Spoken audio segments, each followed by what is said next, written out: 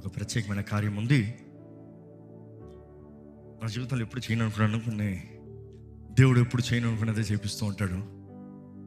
ఎప్పుడు ఆలయం పెట్టనన్నా, కానీ నాకు ఏదైతే కుదరదో నా వల్ల అయితే ఏదైతే కుదరదు అంటే అదే దేవుడు చేపిస్తూ ఉంటాడు. కానీ ఈరోజు I have a special release here and I'm challenging. ఏంటంటే ఈరోజు ఎంతోమంది విశ్వాసుల జీవితంలో దేవుని చిత్తం ఏంటో తెలియట్లే. మన ఉమెన్స్ కాన్ఫరెన్స్ పెడుతూ ఇంచుమించు 9,800 రిజిస్ట్రేషన్స్తో ఎంతోమంది రిజిస్టర్ చేసుకుని వారు ప్రశ్నలు పంపించమన్నప్పుడు అధిక శాతం వారు పంపించిన ప్రశ్నలను చూస్తే దేవుని చిత్తం ఎలా తెలుసుకోవాలి, నా ఉద్యోగంలో దేవుని చిత్తం ఎలా తెలుసుకోవాలి, నా వివాహ విషయంలో దేవుని చిత్తం ఎలా తెలుసుకోవాలి, నా కుటుంబంలో దేవుని చిత్తం ఎలా తెలుసుకోవాలి, నా బిడ్డల్లో జీవితం, ఈ పనిలో ఈ వ్యాపారం చేయాలా లేదా దేవుని చిత్తం, ప్రతి దాంట్లో దేవుని చిత్తం దేవుని చిత్తం దేవుని చిత్తం. ఆ ప్రశ్నలను చదివినప్పుడు పరిశుద్ధాత్ముడు నేను సిద్ధపడుతుంటే ప్రేరేపించాడు, ఓ పుస్తకం రాయి. అందుకని ప్రతి ఒక్కరికి ఇప్పుడు రిలీజ్ చేయబోయే పుస్తకం ఒక యూజర్ గైడ్ అంటాను, లేకపోతే యూజర్ మాన్యువల్ అంటాం, డిక్షనరీ లాగంట. Of course your first is Bible, కానీ బైబిల్కి సపోర్టింగ్గా దేవుని చిత్తము గ్రహిస్తాం ఎలాగనేది ఒక పుస్తకం రూపంలో రాస్తాం జరిగింది. నేను ఇనిషియల్గా ఇది ఆల్మోస్ట్ 4 ఎడిషన్స్ రాశాను, 4th ఎడిషన్ రిలీజ్ చేస్తున్నాను. ఫస్ట్ 1 word ఆన్సర్గా రాసుకున్నా, చాలా ఇంకా లోతుగా కావాలి. సరే కొన్ని ఉదాహరణలు పెట్టి రాసా, కాదు ఇంకొంచెం లోతుగా కావాలి. సరే రోజు చదివే డివోషనల్ రాసా. కానీ చివరికి నేను ఉద్దేశించింది, దేవుడు ఆత్మ ప్రేరేపించింది, ప్రతి ఒక్కరూ ఒక అండర్స్టాండింగ్, A to Z వరకు ఒక అండర్స్టాండింగ్ రావాలి.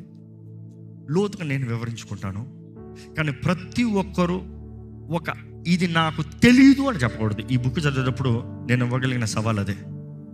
మీరున్న స్థితిలో దేవుని చిత్తం తెలుసుకోవాలంటే అది గ్రహిస్తానికి ఈరోజు ఈ పుస్తకాన్ని రిలీజ్ చేస్తున్నాను.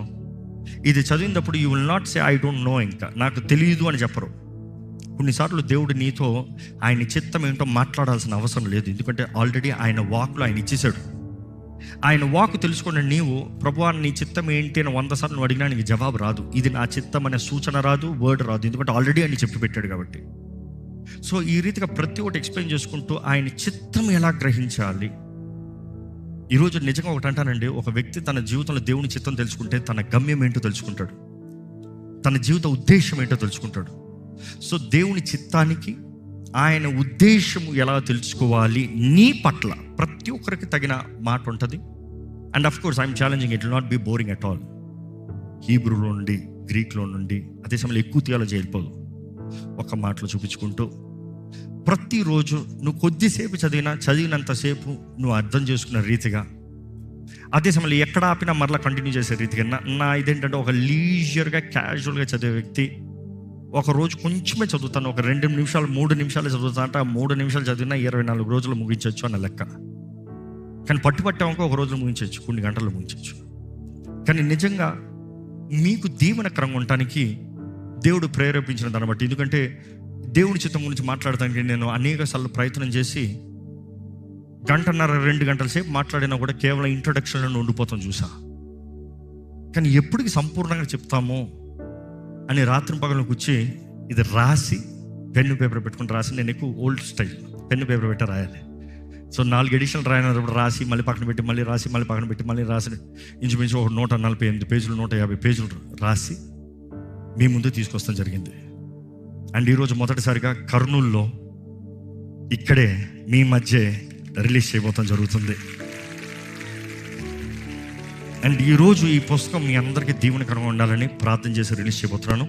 ఈ పదపాటు తలలు వంచండి. పరిశుద్ధుడా, ప్రేమ కలిగిన తండ్రి, నీకు వందనములయ్యా. తల్లి గర్భములో ఉన్నప్పుడే మమ్మల్ని ఎరిగిన దేవుడవు, మా కొరకు గొప్ప తలంపులు కలిగిన దేవుడవు. నీ కృపలో ఇచ్చిన బిడ్డలను మేము నీ విశ్వాసముతో పెంచినప్పుడు, నీ ప్రేమతో పెంచినప్పుడు, నీ వాక్యముతో పెంచినప్పుడు, నీ చిత్తానికి అప్పగించినప్పుడు వారు ఎంతటి వారు అవుతారన్నది తలంపులు కలిగిన దేవుడవు. నీ కృపలో ఇచ్చిన బిడ్డలను మేము నీ విశ్వాసముతో పెంచినప్పుడు, నీ ప్రేమతో పెంచినప్పుడు, నీ వాక్యముతో పెంచినప్పుడు, నీ చిత్తానికి అప్పగించినప్పుడు వారు ఎంతటి వారు అవుతారన్నది మేము కనులారా చూస్తుండగా అంతం వరకు నమ్మకంగా ఉండుటకు అన్ని విషయాల్లో మిక్కిలి గొప్పవాడగుటకు వగు వరకు అంతకంతకు వర్ధిల్లననే మాట నెరవేరునట్లుగా జరుగుచున్న పలు పరిచర్యలను దీవించుము. డిజిటల్ పరిచర్య ద్వారా, రిపెంట్ కాన్ఫరెన్సెస్ ద్వారా, రివైవల్ మీటింగ్స్ ద్వారా, రకరకాల పరిచర్య విధానాల ద్వారా అనేకులను ప్రభావితం చేస్తున్న ఈ పరిచర్యలో మొదటిసారిగా రిలీజ్ చేయబడుతున్న ఈ వాంగ్మయ పరిచర్యని బుక్స్ ద్వారా వారి జీవితంలో ఎదుర్కొనే సమస్యలకు పరిష్కారాలు పొందుటకు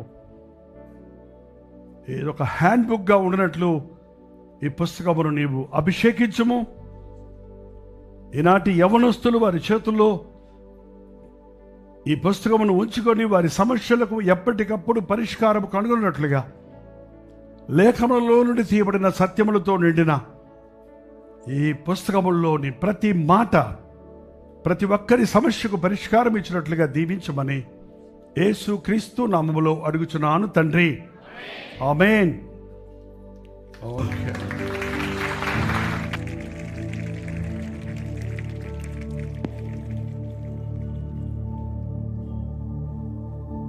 తండ్రి కుమార పరిశుద్ధాత్మ నామములో ఈ పుస్తకము క్రీస్తు నామ మహిమార్థమై అనేక మందికి దీవెనకరంగా ఆశీర్వాదకరంగా వాడబడునుగాక. ఆమేన్, ఆమేన్, ఆమేన్. ఇదిగో నేను రాసింది ఇంగ్లీష్లో, కానీ తెలుగు వారు డిస్కరేజ్ అవ్వకూడదు. Again we got it translated in Telugu also. So ఇది ఇంగ్లీష్లోనే ఉంది, తెలుగులోనే ఉంది. ఈరోజు మొదటిసారిగా ఇక్కడ డిస్ట్రిబ్యూట్ అవుతుంది. కావాల్సిన వారు మీరు వెళ్ళేటప్పుడు స్టాల్స్ ఉంటాయి, కావాల్సిన వారు పొందుకుని వెళ్ళండి.